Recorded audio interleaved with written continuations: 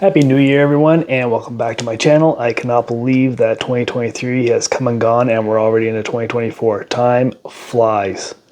Anyway, in this video, we're going to test the 4070 Ti and see how well it did, how well it performed using games that came out solely in 2023, except for Cyberpunk 2077. I did include that in this benchmark because it had a pretty big update here in the fall.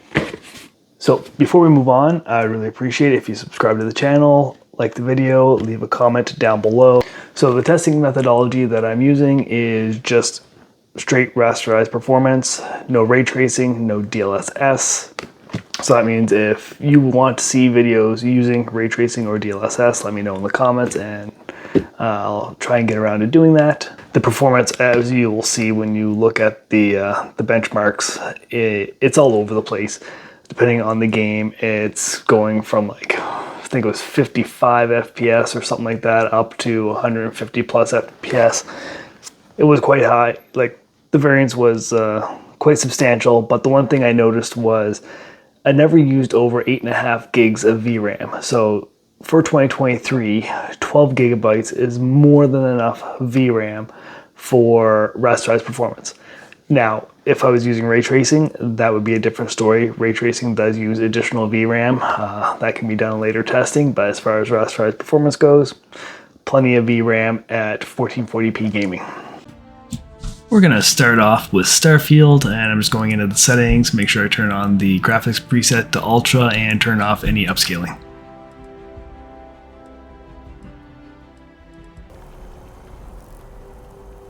We're in the city running around, and for the most part the 4070 Ti gets an average FPS of around 65, and I think it goes up to an average of 67 by the time I'm done going around here, and the 1% low is 50 FPS. So the 4070 Ti is not doing too bad, still kind of low performance for my liking, but some of the other games that I test here do perform similarly, maybe just a little bit better.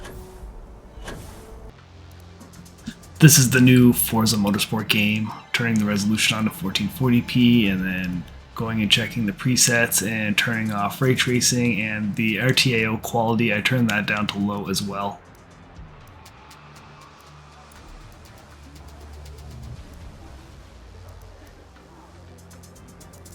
This game as well, I turned everything up as high as it could go.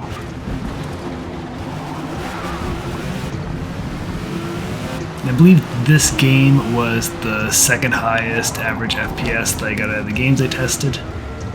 As you can see here, we're getting an average of 118 FPS with a 1% low of 92. So it is a pretty smooth game to play at 1440p with the 4070 Ti. Even, I just find this game is not overly demanding graphics wise. There's a lot of GPUs you can play at 1440p and get a half decent frame rate. Alright, let's move on to Hogwarts Legacy, 1440p, and I'm gonna go check the presets. I had to turn it down from ultra to high because for some reason it kept on crashing. Again, ray tracing's off and any kind of upscaling is turned off.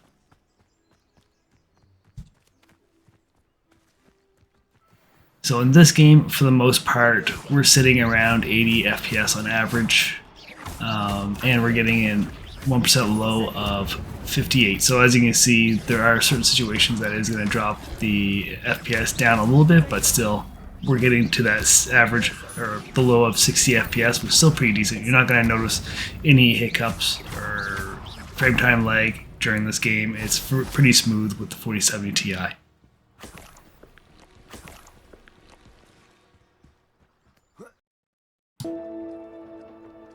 Now we're moving on to Lies of P. Again, double checking all the settings, turning it on to 1440p. And we're going to turn all the presets up to as high as they can go, and we're going to turn off any sort of upscaling or ray tracing that I find.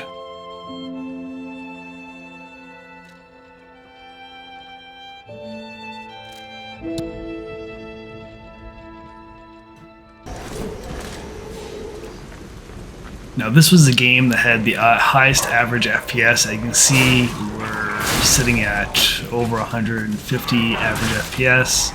with a 93 FPS for the 1% low. So this game does very well at 1440p using the 4070 Ti. It looks pretty good. I don't know if there's something I'm missing on this. Maybe it's just very well optimized. But it looks like it's a great game. It looks good, and you're able to get a really high FPS on it. Now we're moving on to Star Wars Jedi Survivor, 1440p, epic, and any sort of upscaling and ray tracing has been turned off.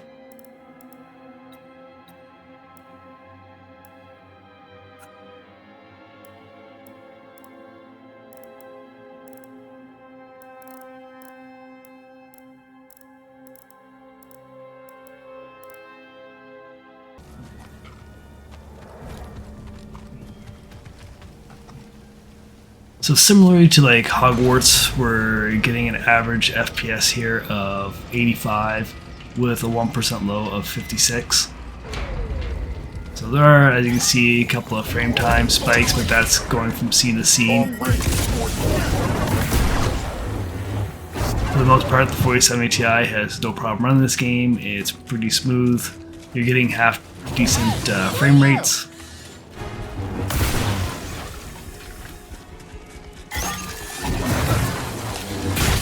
Doing a lot of fighting here, and everything is still kind of being maintained. You do see a little bit of spikes in the frame time graph, but our 1% low is still 55. So still pretty smooth game.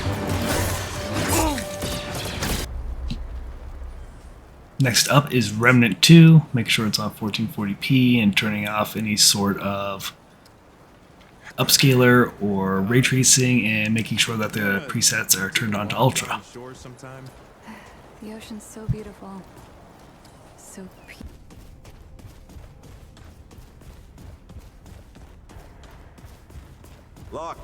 So in this game, we're getting an average of 88 FPS.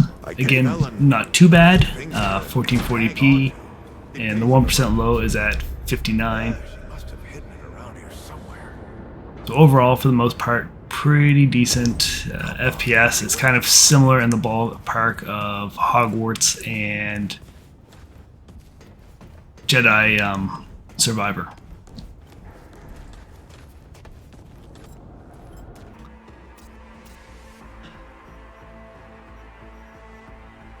So I know Cyberpunk 2077 isn't a 2023 game, however it did have a pretty large update towards the end of 2023. It's still a demanding game, so I just want to throw this in there as an extra game that I'm benchmarking. So again, turning off any kind of upscaling, ray tracing, and make sure that the game is on 1440p.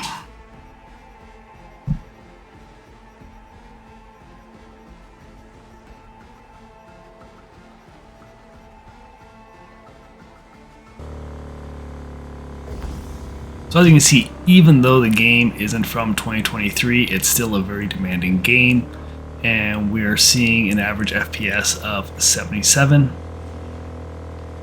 and a 1% low of 58. I found through the game that just riding around on the highway is one of the more demanding scenes, so I thought I would just do the testing here on the highway to give you an idea of what the lowest FPS that you're going to see.